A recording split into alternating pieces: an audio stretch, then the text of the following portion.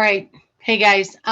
This is your week six or chapter, excuse me, week six. Sorry, not chapter six. Week six mini lecture. And it's kind of sort of related to your chapter 16, but I'm getting away from the text this time. On this assignment, you have a picture in the assignment, like kind of by the link. For this video, it's a picture and it says Bronfenbrenner's ecological theory at the top of it.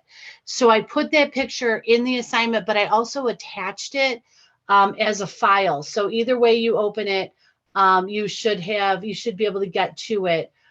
Sorry, I'm looking at the assignment over here. If for some reason that picture will not open, you may just Google search Bronfenbrenner, Bronfenner. Brenner. You probably can put it in Google and it'll come up. Bronfenbrenner ecological theory and click on images. You'll find hundreds of pictures. So if for some reason mine don't work, the ones that I attached don't work, just Google search Urie Bronfenbrenner ecological theory, and then click on images and it'll give you something that you can use. So hopefully my pictures will open up. But anyway, I've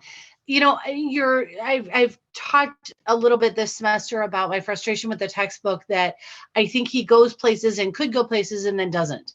I don't know that I would use this text again, honestly. I don't know. I just feel like there's holes in things. So I wanted to get outside of the text this time and just talk about something that could apply, that he could use, that he didn't. So you guys are doing an assignment, involving a couple of things in this chapter, but as I looked at several things about, like figure 1 and 2 in your text, it shows about how families are functional and dysfunctional in meeting specific needs, and what needs are met and unmet. But I feel like there's more to this that could be added. So I wanted to talk to you a little bit about Bronfenbrenner. So Bronfenbrenner is a theorist that tried to be, like, his theory tries to be a grand theory where he's taking into account multiple, or everything, taking into account every sort of aspect. And I think he's on a good track. So what Bronfenbrenner talks about is, he talks about the person, whoever it is that you're looking at, whether it's a child, it's an adult, it's you, whoever. What is the person, and what is around that person that affects how they function, how they cope, how they do things.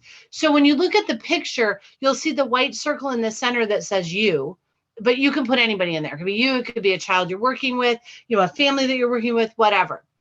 And there's parts to Bronfenbrenner's theory. So he talks about the microsystem, the mesosystem, the exosystem, and the macrosystem. Every time I hear that, I always think of, I always look at this picture and think it takes me back to like junior high science, where they're cutting the earth apart and looking at the layers of the earth.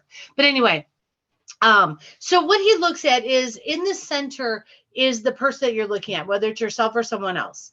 And in that microsystem, you have things that directly affect the person. So there's their family, their school, their peers, any religious affiliation that they have, their workplace, their neighborhood. All of those things are in what Bronfenbrenner calls the microsystem. Those are the things that are kind of, I would say, in the day-to-day life, in the everyday life of that person. Those things are things that they interact with, and they interact in the mesosystem. So the microsystem are these immediate sort of things around you, your family, your friends, your school, your work, whatever it is. Those things interact in what Bronfenbrenner calls the mesosystem. So you'll see there's the white circle in the center that says you, and then the microsystem, it lists family, school, peers, religious affiliation, etc. The mesosystem, then, that next like lighter green circle, has 2 arrows at the end of the word mesosystem, because it talks about how family, school, peers, religious affiliation, workplace, neighborhood, how all those interact and affect the person. So outside of that then is what's called the exosystem. And it's things like the economic system, the political systems, educational systems. So go back to like Intro to Sociology, where we talk about functionalism in the institutions, the institution of family, religion, healthcare, crime or criminal justice, politics. It's that kind of stuff. It's this exosystem that looks at things a little bit more removed from the individual. So it looks at the economic system as a whole, or the political system as a whole, or the education system as a whole, government, religious systems as a whole. And then the macro system is the overall sort of values of the society. And then there's finally the last circle around there is what they call the chronos system, and it just looks at the effect of time. So let's kind of walk through this and say, okay, so we have, let's say you have, yourself. Who is in your microsystem? Maybe you have family, but maybe your family ends up in the exosystem because you're not in your everyday life. I have very little family in town with me. It's just myself, my daughter, my sister, and my father. Our cousins, our second cousins, all of those people live elsewhere. So for me, I would probably put them in the exosystem. Yes, they're family, but I would probably put them out in the exosystem because they're not a direct effect on my life every day. But my dad, my sister, my daughter, yes, I would throw my son in there too, even though he doesn't live in town, because I talk to him on a regular basis. School. This could be the school in which a child is attending. It could be, for me, it's, the school that I work at, so that might fall under workplace. Your peers, who are your friends, any religious affiliation, are you involved with a spiritual group or religious group, your workplace, your neighborhood. When you look at this, it's going to be different for each person. Maybe there's someone, there's lots of people that have very large extended families in town that, they see on a regular, weekly basis. They have more an effect than, say, my cousins that live in Georgia. Maybe a person doesn't belong to a religious sort of group or church, synagogue, mosque, whatever. So maybe that isn't really a part of their microsystem. Maybe they're not working right now. So but maybe they're in school the whole time. So school is more of an effect. What this microsystem is looking at is, how do all these things affect you? And quite honestly, can you count on them for support? When we look at it and when we assess, or I know when I was working in the field, you would always assess kind of the support around a family that you were working with. So who were the people that they could count on? Did your client have family? Did they have school? Did they have friends? What was their neighborhood like? Several of the kids that I worked with years ago, weren't in a neighborhood where the safest time for them to be on the street outside playing was after school. Because quite honestly, the people in the gangs and the drug dealers' kids were also coming home from school and nobody was messing with them. But, after school, early evening wasn't safe for the kids to be outside. The neighborhood, what kind of neighborhood do you live in? Do you live in a neighborhood where there's crime, where there's danger? Do you live in a neighborhood? I know I lived years and years ago out in the middle of nowhere. There was a name to the little city. I wouldn't even call it a city. It wasn't even really a town. It was just an area. There was no stop signs, no street lights, no nothing. It was just a bunch of farms. But, that neighborhood was very different. We could leave for hours or even days and leave the front door unlocked, and nobody would bother anything because nobody knew we were there. But it was a very different kind of a neighborhood. You could walk down the middle of the street because, well, if there was anybody coming, it was a farm implement that you could see 4 miles down the road. So, just kind of weird little examples. But, what your neighborhood is affects how you function and the interaction of all those. So, do you have good family interaction or not? Do you have good interaction with your religious place of worship, spirituality or not? Is your workplace a positive place or not? Is your neighborhood a positive place or not? All of these affect who you are and who that center you is in that picture. When you get outside of there, then when they talk about religious system or government systems, they're talking about the bigger picture. So, for example, if you are Catholic, the religious system would probably be, the Pope, because that's the larger religious governing body over a local Catholic church. When you look at things in the exosystem, like the economic system, one of the things that we seem to be coming out of is, the price of eggs.